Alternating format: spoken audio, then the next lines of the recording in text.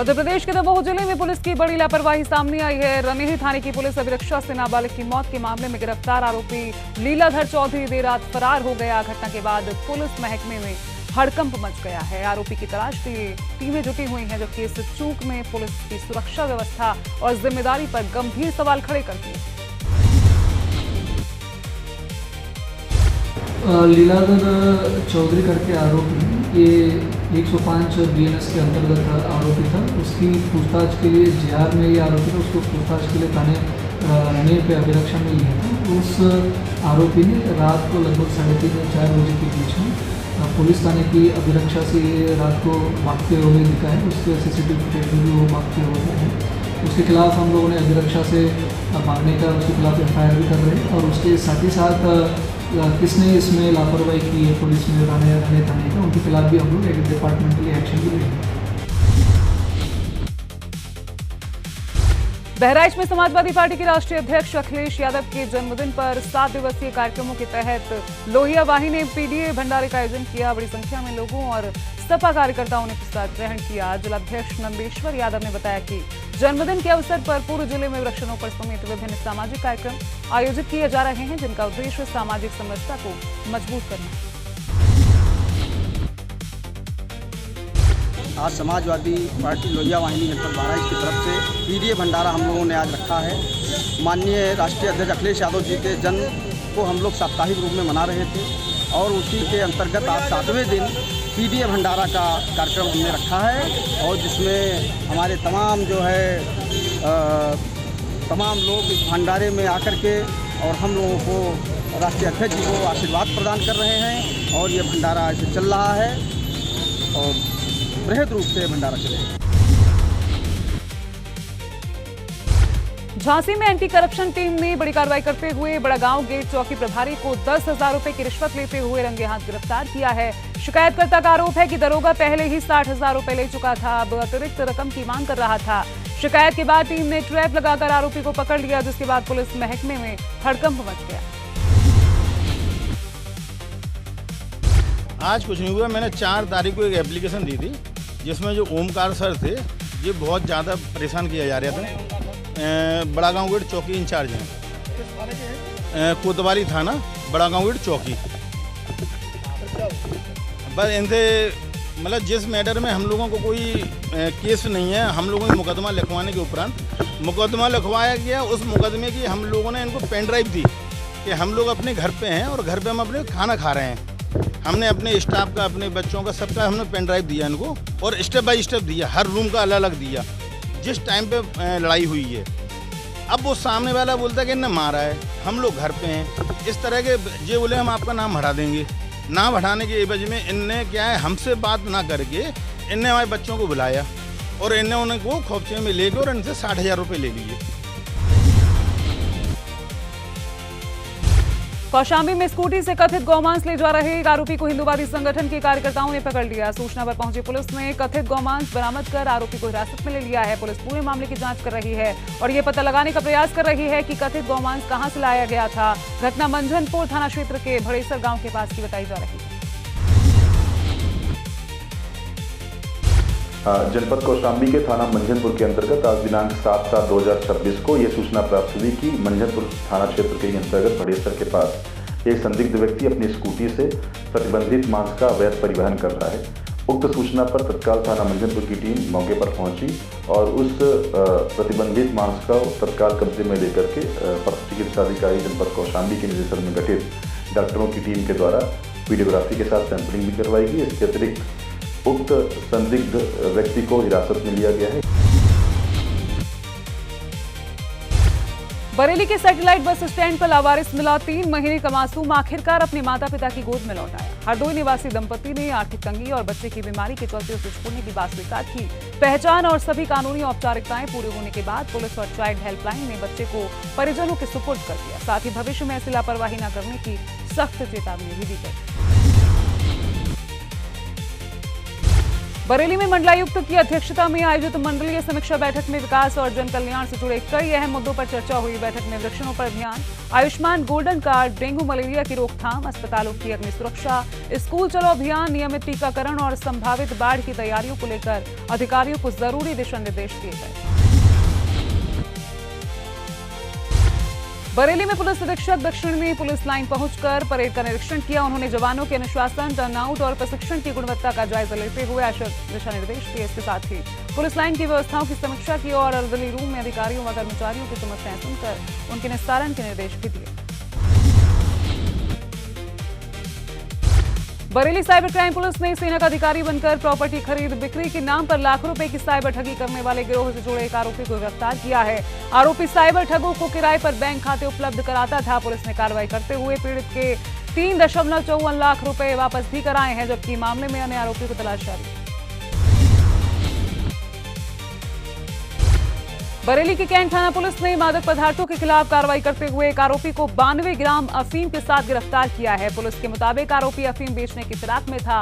उसके खिलाफ पहले से कई आपराधिक मुकदमे दर्ज हैं। पुलिस ने एनडीपीएस एक्ट के तहत मामला दर्ज कर आरोपी को जेल भेज दिया।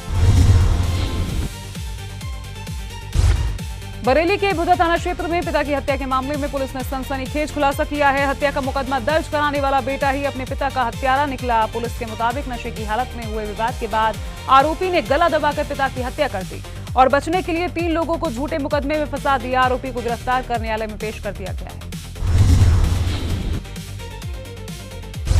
विवेचना के क्रम में पाया गया कि जो गांव के 3 लोग नामजद किए गए थे वो घटना में उनकी संलिप्तता नहीं थी और उस दिन वो घटना के समय वो तीनों अलग अलग और जिले से बाहर थे। उपरोक्त नामितों की घटना में संलिप्तता न पाए जाने पर शक जो है परिजनों की तरफ हुआ। गांव से कुछ आई विटनेस तथा स्वतंत्र साक्षियों ने इनके पुत्र के द्वारा जो है घटना कारित किए जाने की बात जो है बताई। अन्य परिस्थितियां भी जो सर्कमस्टांसेस एविडेंस थे वो पर्याप्त थे कि इनके पुत्र के द्वारा ही अपने पिता की हत्या की गई थी। इसके आधार पर, साक्ष्यों के आधार पर आज वादी धीरज मिश्रा की गिरफ्तारी करते हुए आज उसको न्यायिक अपेक्षा में जेल भेज दिया गया है। बरेली के सिरौली थाना क्षेत्र में मंदिर परिसर में कथित आपत्तिजनक हरकत करने के आरोप में एक युवक को पुलिस ने गिरफ्तार किया है। घटना का वीडियो सोशल मीडिया पर वायरल होने के बाद पुलिस ने मामला दर्ज कर आरोपी को गिरफ्तार किया। पुलिस के मुताबिक मामले में अग्रिम कानूनी कार्रवाई की जा रही है। बरेली में आयुष्मान कार्ड निर्माण की धीमी प्रगति पर जिलाधिकारी ने सख्त रुख अपनाया है। समीक्षा में कई पंचायत सहायकों और स्वास्थ्य विभाग के ऑपरेटरों द्वारा एक भी कार्ड न बनाए जाने पर उनका वेतन रोकने और स्पष्टीकरण लेने के निर्देश दिए गए। साथ ही 14 अगस्त तक चल रहे विशेष अभियान में तेजी लाकर 100% लक्ष्य हासिल करने के निर्देश भी दिए गए। बुलंदशहर के खुर्जा देहात क्षेत्र में पुरानी रंजिश को लेकर एक युवक पर धारदार हथियार से हमला कर दिया गया। हमले में युवक गंभीर रूप से घायल हो गया, जिसे प्राथमिक उपचार के बाद हायर मेडिकल सेंटर रेफर किया गया है। सूचना पर पहुंची पुलिस मामले की जांच में जुटी हुई है। बरेली में समाजवादी पार्टी के नेता प्रतिपक्ष ने राम मंदिर के चढ़ावे में कथित अनियमितताओं के मुद्दे पर भाजपा सरकार पर निशाना साधा। प्रेस वार्ता में उन्होंने मामले की निष्पक्ष और पारदर्शी जांच की मांग करते हुए दोषियों के खिलाफ सख्त कार्रवाई की मांग की। साथ ही सरकार पर कई राजनीतिक आरोप भी लगाए। बरेली में राम मंदिर के चढ़ावे में कथित वित्तीय अनियमितताओं को लेकर कांग्रेस ने विरोध प्रदर्शन किया। कांग्रेस नेताओं ने पदयात्रा निकालकर निष्पक्ष जांच, दोषियों के खिलाफ कार्रवाई और पूरे मामले की पारदर्शी जांच की मांग उठाई। प्रदर्शन के दौरान सरकार और संबंधित ट्रस्ट की कार्यप्रणाली पर भी सवाल उठाए गए। बरेली में एक महिला की शिकायत के बाद सिरौली थाने में तैनात दरोगा को निलंबित कर दिया गया है। महिला ने दरोगा पर शादी का झांसा देकर संबंध बनाने, जेवर हड़पने, जबरन गर्भपात कराने और धमकी देने जैसे गंभीर आरोप लगाए हैं। पुलिस ने मामले की जांच वरिष्ठ अधिकारी को सौंप दी है और कहा कि जांच के आधार पर आगे की विधिक कार्रवाई की जाएगी। सोशल मीडिया पर प्रसारित प्रकरण जिसमें एक महिला द्वारा थाना सिरौली पर तैनात उप निरीक्षक नरेश बाबू के खिलाफ शारीरिक शोषण, मारपीट व अन्य गंभीर आरोप लगाए गए हैं को संज्ञान में लेते हुए श्रीमान वरिष्ठ पुलिस अधीक्षक महोदय द्वारा उप निरीक्षक नरेश बाबू को तत्काल प्रभाव से निलंबित कर दिया गया है व उनके खिलाफ विभागीय जांच आसन्न की गई है। बरेली में कानून व्यवस्था को और मजबूत बनाने के लिए वरिष्ठ पुलिस अधीक्षक ने पुलिस महकमे में बड़ा फेरबदल किया है। जारी आदेश के तहत कई थाना प्रभारियों और निरीक्षकों को तबादले किए गए हैं। सभी अधिकारियों को तत्काल प्रभाव से नई तैनाती पर कार्यभार संभालने के निर्देश दिए गए हैं। बुलंदशहर के सिकंदराबाद में NH34 पर हुए सड़क हादसे में बाइक सवार एक युवक की मौत हो गई, जबकि उसका साथी गंभीर रूप से घायल हो गया। दोनों ड्यूटी पर जा रहे थे। हादसे के बाद ट्रक चालक वाहन समेत फरार हो गया। पुलिस ने शव को पोस्टमार्टम के लिए भेज दिया है। सीसीटीवी फुटेज के आधार पर आरोपी की तलाश जारी है।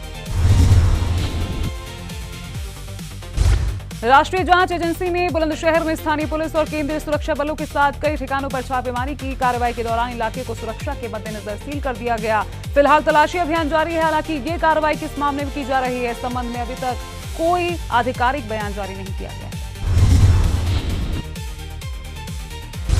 कासगंज में राम मंदिर के चढ़ावे से जुड़े कथित अनियमितताओं के मुद्दे पर कांग्रेस ने विरोध प्रदर्शन करते हुए सद्बुद्धि पदयात्रा निकाली। पदयात्रा के दौरान कार्यकर्ताओं ने निष्पक्ष जांच और दोषियों के खिलाफ कार्रवाई की मांग उठाई। कांग्रेस नेताओं ने कहा कि ये मामला करोड़ों श्रद्धालुओं की आस्था से जुड़ा है, इसकी पारदर्शी जांच होनी चाहिए। बारिश के बावजूद कार्यकर्ताओं का उत्साह बना रहा। यात्रा का उद्देश्य भारतीय जनता पार्टी की सरकार में राम मंदिर में जिस तरह से चढ़ावा चोरी हुई है और इसमें जो बड़े बड़े लोग शामिल हैं जिनको बचाने का भारतीय जनता पार्टी की सरकार प्रयास कर रही है, इसके विरोध में कांग्रेस का एक एक कार्यकर्ता, चाहे बारिश हो, चाहे आंधी हो, चाहे तूफान हो, डटकर मुकाबला करने को तैयार है। और हम आज ये संदेश के साथ कि अगर जिसका फैसला ये सरकार नहीं करेगी, उसका फैसला भगवान ही करेगा।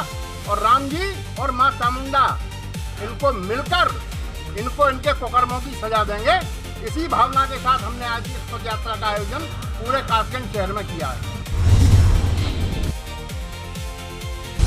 सीतापुर में स्वामी अविमुक्तेश्वरानंद सरस्वती की गौ माता राष्ट्रमाता धर्म यात्रा का जगह जगह भव्य स्वागत किया गया। धर्मसभा को संबोधित करते हुए शंकराचार्य ने गौ संरक्षण और जन जागरण का संदेश दिया। उन्होंने कहा कि यात्रा का उद्देश्य किसी राजनीतिक दल का समर्थन या विरोध नहीं, बल्कि धर्म और गौ संरक्षण के प्रति समाज को जागरूक करना है। यात्रा प्रदेश की सभी विधानसभा क्षेत्रों से होकर गुजर रही है। कासगंज के ढोलना थाना क्षेत्र में बारातियों से भरी एक तेज रफ्तार बस अनियंत्रित होकर सड़क किनारे खेत में जा पड़ती। हादसे में 9 बाराती गंभीर रूप से घायल हो गए। सभी घायलों को जिला अस्पताल पहुंचाया गया, जहां से 5 की गंभीर हालत को देखते हुए अलीगढ़ मेडिकल कॉलेज रेफर किया गया। पुलिस हादसे के कारणों की जांच कर रही है। बहराइच के फकरपुर क्षेत्र में शादी वाले घर में भीषण आग लगने से शादी का सामान और 50,000 नगद जलकर राख हो गए। सामान बचाने के दौरान कई लोग झुलस गए। ग्रामीणों की मदद से शादी की तैयारियां दोबारा शुरू की गई, जबकि पीड़ित परिवार ने प्रशासन से सहायता की मांग की। आग लगी जी, शादी है आज ही शादी थी। भाई अपने अपने सब कार्यक्रम खाना बना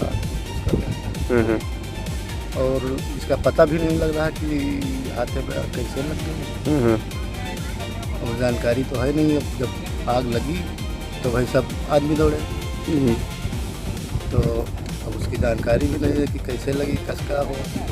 बाकी सामान तो कुछ जल गया है, कुछ थोड़ा बहुत निकाल लिए, तो कुछ पैसा वैसा भी वही रखे रहा। बहराइच में रिक्शा चालकों ने वाहन हैक होने की समस्या को लेकर चिंता जताई है। चालकों का कहना है कि बीच रास्ते में रिक्शा अचानक बंद या लॉक हो जाता है, जिससे सवारियों के साथ उनकी रोजी रोटी भी प्रभावित हो रही है। पीड़ित चालकों ने प्रशासन से मामले की जांच कर दोषियों पर कार्रवाई की मांग की। सर मेरा नाम मोहम्मद शरीफ है। सर ये चलते चलते जो है गाड़ी हमारी किसी ने हैक कर लिया और जो है इसके चलते में हम भी परेशान है और आने वाले ये जनता भी परेशान है। तो सर जी हमारी रिक्वेस्ट है कि जो है ये सिस्टम बंद किया जाए और जो है इंसान को जो है कोई दिक्कत और परेशानी ना उठानी पड़े। लखीमपुर खीरी के गोला स्थित PWD गेस्ट हाउस में जनसत्ता दल लोकतांत्रिक की समीक्षा बैठक आयोजित हुई। बैठक में 2027 विधानसभा चुनाव की तैयारियों, संगठन को बूथ स्तर तक मजबूत करने और सदस्यता अभियान को तेज करने पर चर्चा की गई। कार्यक्रम में प्रदेश व जिला पदाधिकारियों सहित बड़ी संख्या में कार्यकर्ता मौजूद रहे।